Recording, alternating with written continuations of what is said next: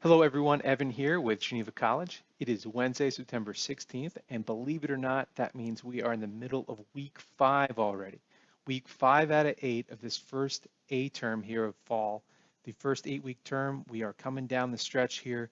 I hope everyone can take a moment to give yourself a pat in the back. I want to congratulate all of you for putting in all this hard work to get to this point so far. And of course, I want to encourage everyone to keep up that hard work so you can finish this term strong. So it is obviously super important to buckle down here, lock in the last few weeks, earn the highest possible final grade. But it is also equally important, I think, just to look ahead just a little bit here, make sure you're ready to go with the next upcoming set of classes, and that of course is the Fall B term. So just in case you weren't aware of the exact dates, Fall A ends on October 10th, which is a Saturday, but then Fall B, the next 8-week period of classes, your next set of classes, that actually starts on Monday, October 12th. So obviously not a ton of downtime in between the start of, or end of A and the start of B. So I want to make sure everyone has a chance to order their textbooks and materials now or in the next several days so you have everything well in advance of the start of class in about 3.5 weeks. So with that said, I did send everyone an email earlier this week on Monday about starting that process to buy textbooks for Fall B. Pretty much the same process you followed to buy textbooks for this term, but that email has some updated information in it. In addition to that, I did record myself earlier. I recorded my own screen going through my own email, kind of line by line, step by step, to give you a visual companion to that email, just extra representation, just so you know exactly what I mean by each line, just going in a little more detail. So I encourage all of you to keep watching after this first part. Eventually my beautiful face will disappear and you'll see a screen recording pop up. That's the second part of the video. If you need any extra guidance or support, especially if you're a new student, as far as buying textbooks, I highly recommend you just keep watching, and you can pause, rewind, and go back if you have any questions. And of course, feel free to reach out to me if there are further questions beyond that. You have my number. And of course, if you still need support here coming down the stretch in Fall A, I'm still living in the moment here, not only just focused on Fall B, I'm focused on all parts of the term and the semester. So definitely reach out if you need anything at all. I'm happy to help you be successful. So I'm gonna let you go now. Thank you for watching this first part. Please stay tuned for the second part and have a good rest of the week. I'll talk to you all soon and let me know if you have any questions. Thank you.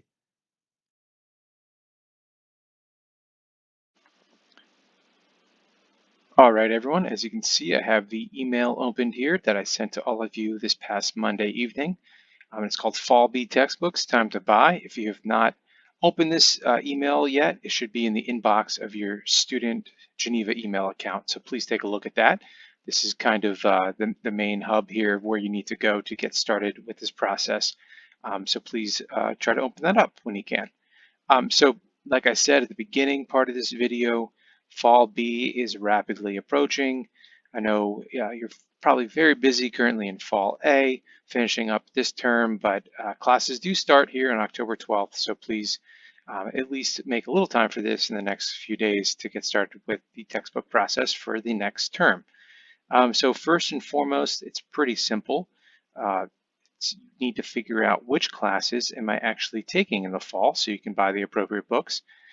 So of course, you can check this through your My Geneva portal by clicking this link here. If you can't figure that out or you're having any issues seeing your schedule, please, please, please just ask me. I can provide you that information pretty quickly, so don't get hung up here on step one. If you don't know your courses for next term, just let me know and I will provide you that info. So for the purposes of this video, I'm just going to be taking one class, pretend of course, but I'll be taking one class, and that class will be ADL 432. So again, purposes of this video, just to demonstrate here, I'll be taking, in quotation marks, I'll be taking ADL 432. So on to step two here. You need to figure out, okay, what type of student am I? Am I a bachelor's level student? To access the textbook list, click here. Of course, if you're a master's level student, click on your appropriate list. Most of you will be the ADP bachelor's level students. So I'm going to click on this because my course ADL 432 is a bachelor's level course. So I'm going to open this in a new tab. Before we go to this tab up here, I'm going to just briefly touch on number 3 and 4. So once we get to the screen, we're going to scroll down and find the classes that I'm taking. and they're in alphabetical numerical order, so you'll see them listed. And then once we do find the class, the books in which we need are listed under each class. And sometimes there's more than one book or item listed, so just pay special attention to that, so you're able to get all the materials that you need. So anyway, we're going to go over to the list now, and we're going to scroll down, and we're going to find, remember, I'm taking ADL 432. So we're going to scroll down. It's alphabetical order. Okay. Oh, okay. I think I missed it here. Oh, there it is. ADL 432.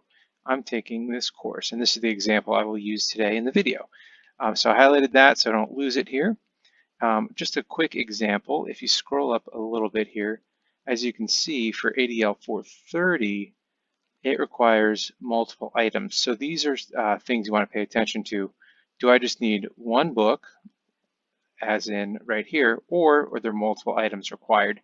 And that, it could be confusing at times. So if you have a question with that, just let me know. I can help you, get pointed in the right direction, making sure that you're covering everything that you need. Okay, so now that I have found the class on the list, I can see that I need this book. That means we are now officially done with part 1 because I completed all 4 steps here.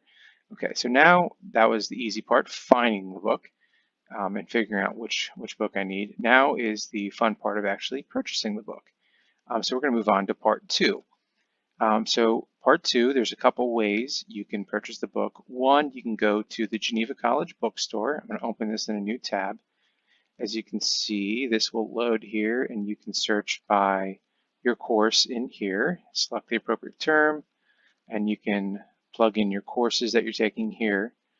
This is also a link right here as well to the Geneva bookstore up here in the book list. But for right now, I'm going to show you a different way to find some books. Of course, there's some other websites you can use as well. Really, any third-party website.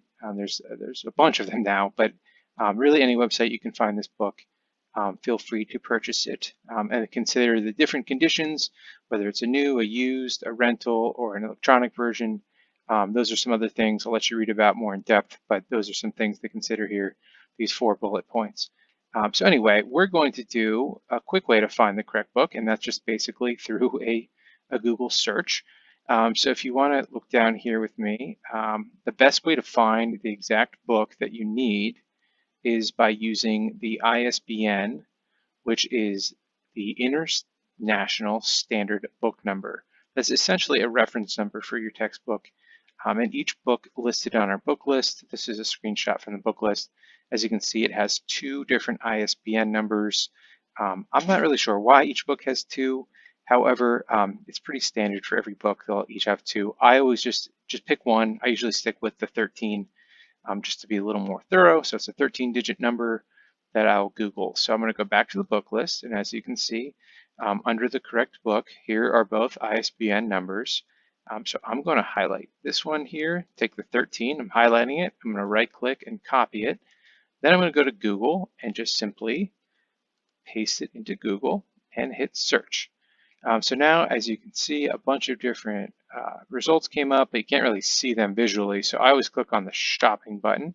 And as you can see, there's a bunch of different searches results that popped up here at varying prices. So just to make sure I'm looking at the right book, I will always kind of double check here, and I will see, okay, here is the research strategies. I'm going to zoom in a little bit so you can see.